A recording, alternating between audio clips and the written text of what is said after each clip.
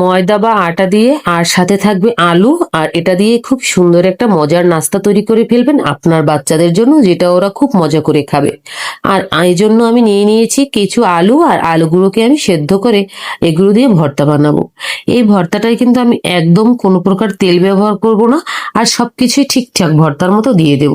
এখানে আমি কিন্তু কাঁচামরিচ এবং শুকনো মরিচ দুটোই ব্যবহার করেছি, কারণ এতে করে এই রেসিপিটা অনেক সুন্দর হবে আর খেতে অনেক বেশ মজা লাগবে। আর সেজন্য আমি এখানে দুই প্রকারের মরিচ ব্যবহার করেছি, তবে খুব বেশি একটা ঝাল ব্যবহার করিনি, কারণ আমার বাসায় বাচ্চারা আছে। ঝাল যতটুকু দেওয়ার প্রয়োজন আমি ততটুকুই দিয়েছি, আপনাদের প্রয়োজন অনুযায়ী আপনারা বাড়তি কম দিতে পারেন। এভাবে আমি ভর্তাটাকে খুব সুন্দরভাবে বানিয়ে নিয়েছি।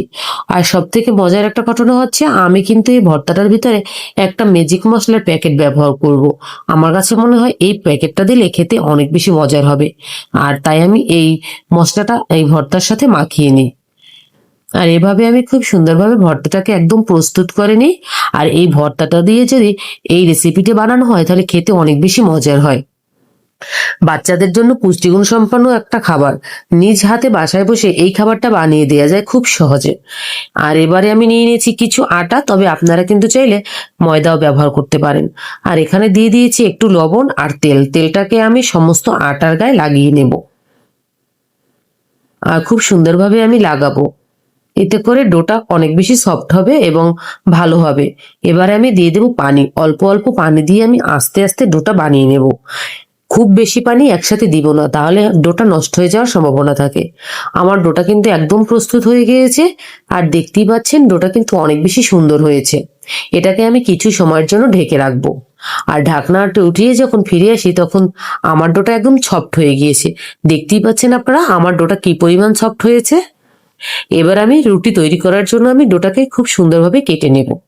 এটা অনেক বেশি ঝামেলা করার একদম প্রয়োজন নেই, ঠিক রুটির মতো বেললেই হবে। এভাবে আমি সমস্ত ডোটাকেই একদম কেটে নিয়েছিলাম। আর মাত্র তিনটে, মাত্র চারটে পরোটা বা রুটি হয়েছিল। আর এতেই আমার পরিবারের সবাই একদম পেট ভরে খেয়েছিলেন। আর খেতে অনেক বেশি মজার ছিল বিধায় এটা একদম তাড়াতাড়ি শেষ হয়ে গিয়েছিল। এবারে আমি রুটিটা বেলে নিব, আর তার আগে আমি ডোটাকে আরেকটু মেজে নেব যাতে করে রুটিটা একদম সফট হয়।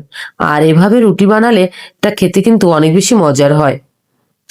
দেখতেই পাচ্ছেন আমার ডোটা কিন্তু একদম সফট হয়েছে। এবার আমি এটাকে বেলে নিব। বেলার সুবিধার্থে আমি ডোটাকে সবসময় একটু সফট করি। সফট না হলে কিন্তু বেলতে অনেক বেশি ঝামেলার হয়, সেখানে অনেক বেশি শক্তি অপচয় হয় এবং অনেক কষ্ট হয়। তাই আমি বেলার বিষয়ে অনেক বেশি ঝামেলা নিতে একদম পছন্দ করি না। তাই ডোটাকে আগেই খুব সুন্দরভাবে কিভাবে সফট হবে এজন্য খুব সুন্দরভাবে মেজে আমি সফট করে নেই। আর এবার আমি একটু আটা নিয়ে খুব সুন্দরভাবে এটাকে বেলে নেব, ঝামেলা একদম করব না। আর অনেক বেশি ঝামেলা করার কি একদম প্রয়োজনই নেই। এভাবে আমি রুটিটাকে বেলে নিয়েছিলাম। আর রুটিটা বেলা হয়ে গেলে আমি এর ভিতরে দিয়ে দেব ভর্তা।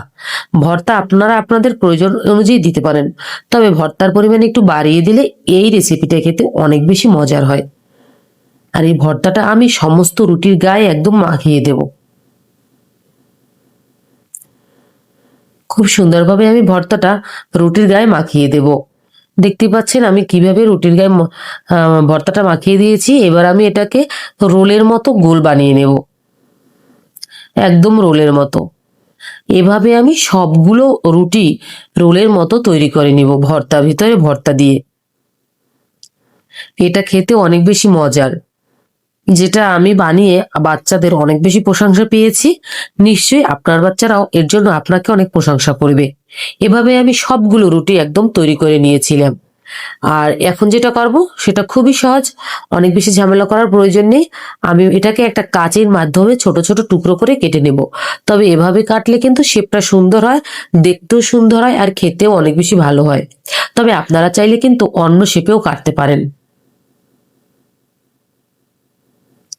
এভাবে আমি সমস্ত রোলগুলোকে কেটে নিয়েছিলাম। আর কাটার পরে আমি এগুলোকে তেলে ভেজেছিলাম। আর এক্ষেত্রে আমি প্যানের ভিতরে একটু বেশি পরিমাণে তেল দিয়েছি। তেলের পরিমাণ একটু বাড়িয়ে দিলে ভাজার ক্ষেত্রে অনেক সুবিধে হয়, খুব সহজে ভাজা যায় এবং ভাজাটাও একদম ভালো হয়। তেলটা যখন গরম হবে তার ভিতরে আমি এই রেসিপিগুলো দিয়ে দেব। তবে আমি কিন্তু তেলটা গরম হওয়ার পরেই এগুলো দেব।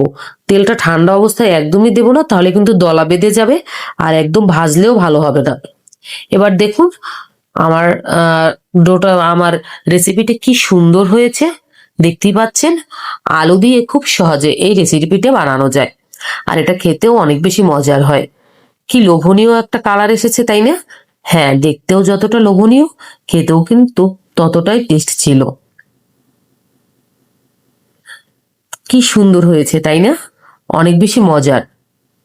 আর এভাবেই আমি আমার বাচ্চাদের জন্য খুব সহজে নাস্তা তৈরি করে দিয়েছিলাম, ওরাও অনেক বেশি খুশি ছিল, সাথে আমিও। এবারে আমি এগুলো বাচ্চাদের সামনে খুব সুন্দরভাবে পরিবেশন করেছিলাম, আর বাচ্চারা অনেক মজা করে খেয়েছিল।